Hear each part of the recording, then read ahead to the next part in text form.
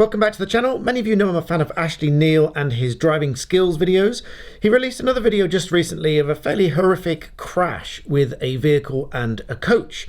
So I said that I would give my views on this situation, taking a very small snippet of the collision itself. There's obviously a full discussion of this by Ashley on his channel, which I will link that video in the description below. But for what it's worth, here are my views. But first of all, just as a warning, some people might find this clip disturbing because it is, after all, a road traffic collision. But at the very least, it serves to show you just how careful you have to be on the roads, because this literally came out of nowhere. So with that warning, let's roll the clip. Winter sale is on right now at Toons, Castle Wesley, just minutes from Junction 11 M42, 5 minutes from Birmingham. So my first comments, and probably your first thoughts, are that the coach seemed to come out of nowhere. You can obviously tell that it's late at night, the roads are virtually empty. You might think that this driver was approaching the roundabout a little quickly. Perhaps he could have slowed down a bit more or even stopped, but it's obviously not mandatory that you stop at the roundabout, but perhaps this could have avoided the collision. But nonetheless, the driver went onto the roundabout and the collision happened. But let's watch the clip again in slow motion and I'll give you my views as they unfold. So what I've done here is to highlight the road from which the coach came from. You can see the driver approaching the roundabout here. There's no other vehicles on the road, and literally you cannot see any vehicle approaching from that direction right up until that road goes out of sight, obviously at which point this driver enters the roundabout. This driver makes his way 1, 2, 3 and then 4 lanes onto the roundabout before this collision happens.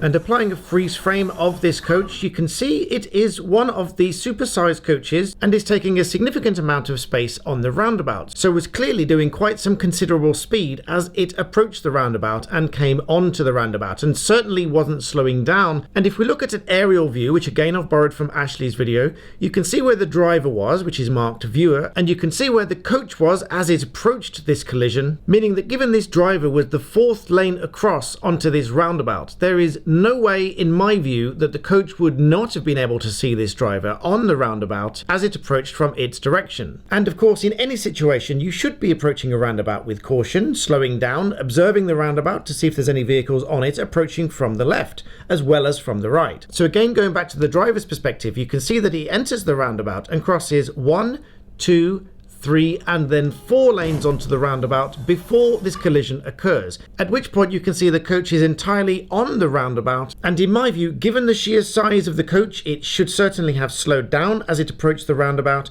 and should have seen that there was a vehicle on it. So going back to the aerial view one last time, my suspicion is that the coach was intending to go straight on, certainly not left and certainly not right as it was going too fast, but in its plan to go straight on, perhaps a journey that it does frequently and is very familiar with, possibly often driving late at night, my suspicion is that this coach driver has intended to drive straight past the roundabout without slowing down and has not had the opportunity to see this car onto the roundabout and thus smash straight into it. And finally, you can see from this collision that it had such an impact, it turned this vehicle 360 degrees to the point that it was now facing the road to the left-hand side. So obviously, without the benefit of any further investigations, any expert determinations of the speed that the coach was travelling at and that the collision occurred with, my view of this collision is that although the vehicle perhaps could have slowed down and even stopped, the coach must have been travelling far too quickly to have been able to stop or notice this driver on the roundabout. And in my view, therefore, the coach driver is responsible. So I hope you found that an interesting analysis. Ashley obviously has some further interesting points, so I'll link his video in the description below, so make sure you head over and watch that if you haven't already. And in the meantime, thank you for watching.